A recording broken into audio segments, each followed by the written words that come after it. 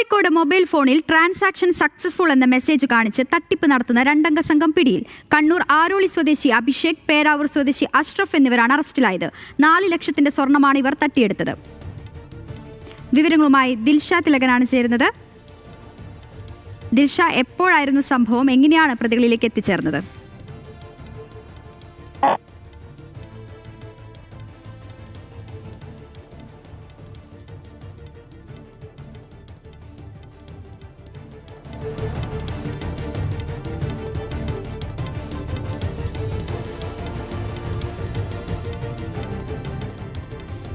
ദിൽഷ, കേൾക്കാമെങ്കിൽ തുടരാം.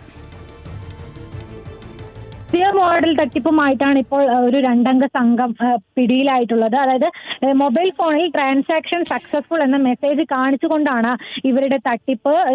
കണ്ണൂർ അരോളി സ്വദേശിയായിട്ടുള്ള അഭിഷേക്, അതുപോലെ തന്നെ പേരാവൂർ സ്വദേശിയായിട്ടുള്ള അഷ്റഫ് എന്നിങ്ങനെ 2 പേരാണ് പിടിയിലായിട്ടുള്ളത്. സമാന രീതിയിൽ ഇവര് തട്ടിപ്പ് നടത്തുന്നതിനിടെയാണ് ഇപ്പോൾ പോലീസിന്റെ പിടിയിലായിരിക്കുന്നത്.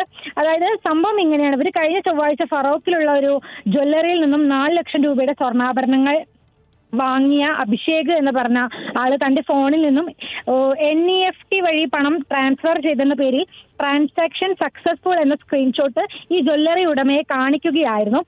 2 ദിവസത്തെ അല്പസമയത്തിനുള്ളിൽ ക്യാഷ് കയറും എന്ന് പറഞ്ഞിട്ടാണ് ജ്വല്ലറി ഉടമയെ കബളിപ്പിച്ചുകൊണ്ട് പ്രതി 4 പവൻ സ്വർണവുമായിട്ട് അവിടെ നിന്ന് കടന്നു കളഞ്ഞത്.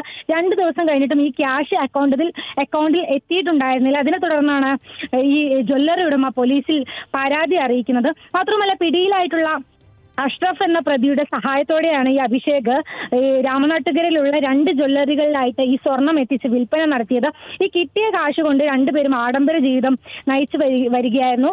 പോലീസ് കൃത്യമായിട്ട് ജ്വല്ലറിയിലെ CCTV ദൃശ്യങ്ങളും പരിസര പ്രദേശങ്ങളിലെ CCTV എല്ലാം തന്നെ പരിശോധിച്ചതിന്റെ അടിസ്ഥാനത്തിൽ അങ്ങനെയാണ് പ്രതികൾ പിടിയിലാകുന്നത്.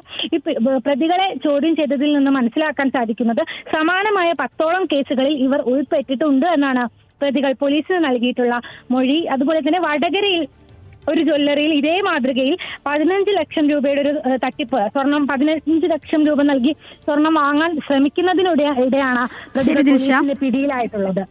ഓക്കെ, വ്യക്തമാണ്.